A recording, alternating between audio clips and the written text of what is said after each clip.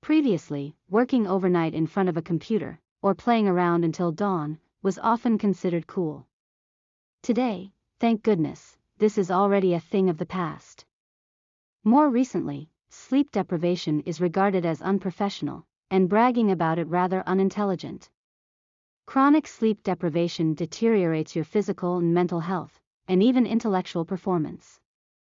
In fact, some people have short sleep genes, but they are less than 1 in 10,000. Some historical figures, such as Napoleon Bonaparte and Thomas Edison, were often named as short sleepers, but some records suggest that they were actually habitual daytime nappers. Essentially, the body and brain of Homo sapiens are not designed to function well without sufficient sleep. Having enough sleep is never an act of laziness. It is in fact, an act full of kindness and responsibility. Sometimes we cannot sleep well for various reasons, including diseases and concerns, but those who willingly reduce their sleep and boast about it, are merely advertising their stupidity and irresponsibility. Why do we have to sleep enough?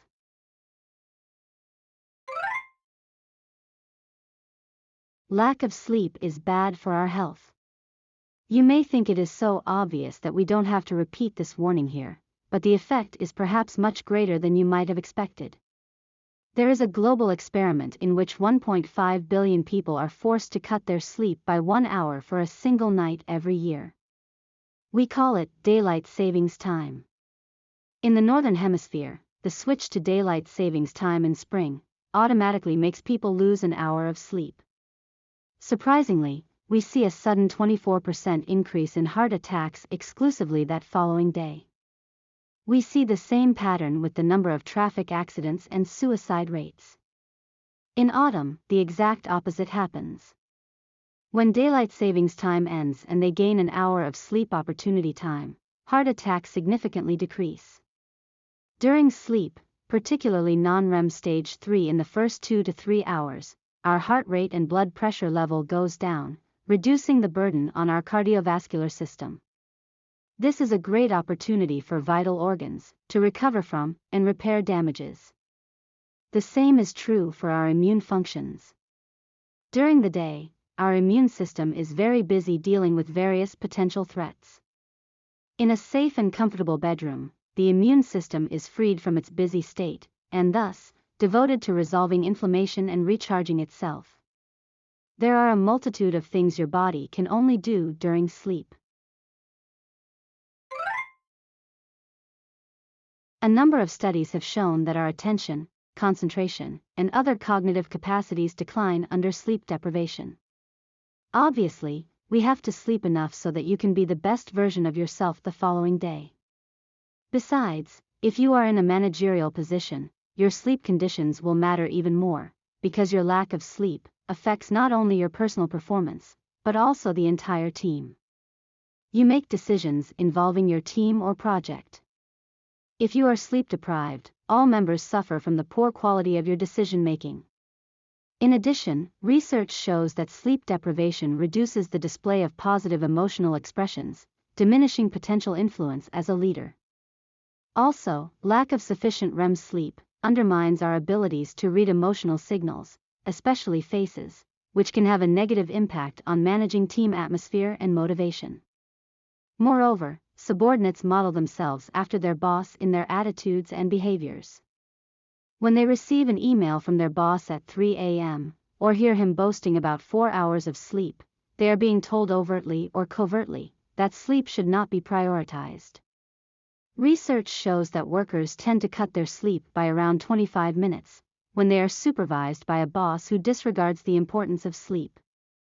Put simply, the entire department has to pay the price for the sleep deprivation of its manager.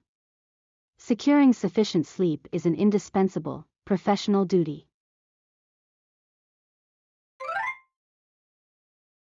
As widely known, sufficient sleep is indispensable for consolidating memories. Needless to say, studying overnight before an examination is not recommended. The ultimate purpose of learning should be cultivation of our skills, intelligence, and personality in the long term.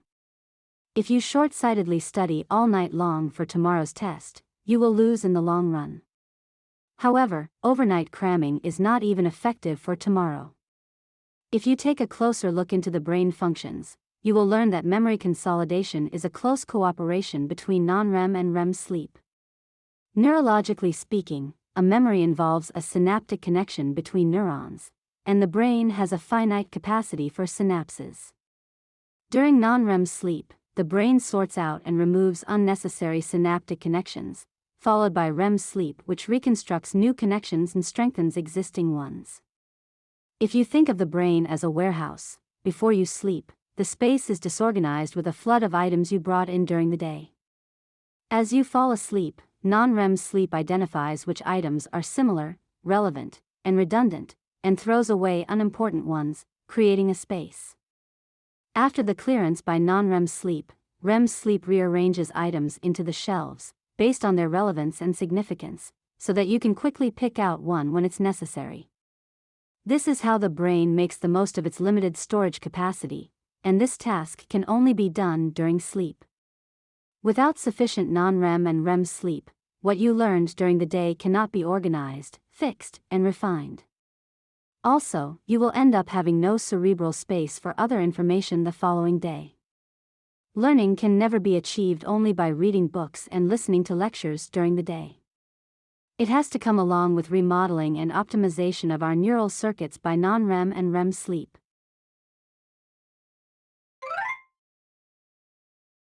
After all, how many hours should we sleep?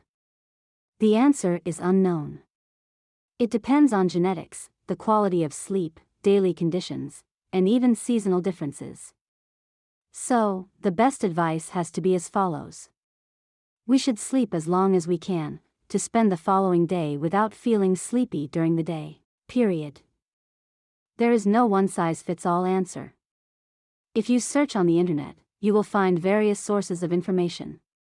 For example, the most popular idea is 7 to 9 hours of sleep. It is indicated that our mortality rates increase, either when we sleep more or less than this range. This is quite reliable information supported by the Center of Disease Control, but we need to be a little cautious. First, we need shorter sleep as we grow older, but elderly people naturally have a higher risk of dying. Second, people with serious diseases are more likely to need longer sleep for recovery. In addition, they often suffer from poor quality of sleep due to illness, leading to longer sleep to compensate for the quality. There is a correlation between sleep duration and mortality rates, but we cannot assert that they are in a causal relationship. In other words, we cannot conclude that a shorter or longer sleep is the cause of increased mortality. Yet, 7 to 9 hours of sleep still remains a very reliable benchmark. If you expected a clear answer, you might be disappointed, but that is what science is. It is quite difficult to draw a definite conclusion, and so is to provide sufficient evidence to prove a theory. Realizing our ignorance is one of the most important insights in scientific endeavors. When it comes to sleep duration, the current conclusion seems that we should trust our own senses, while referring to science.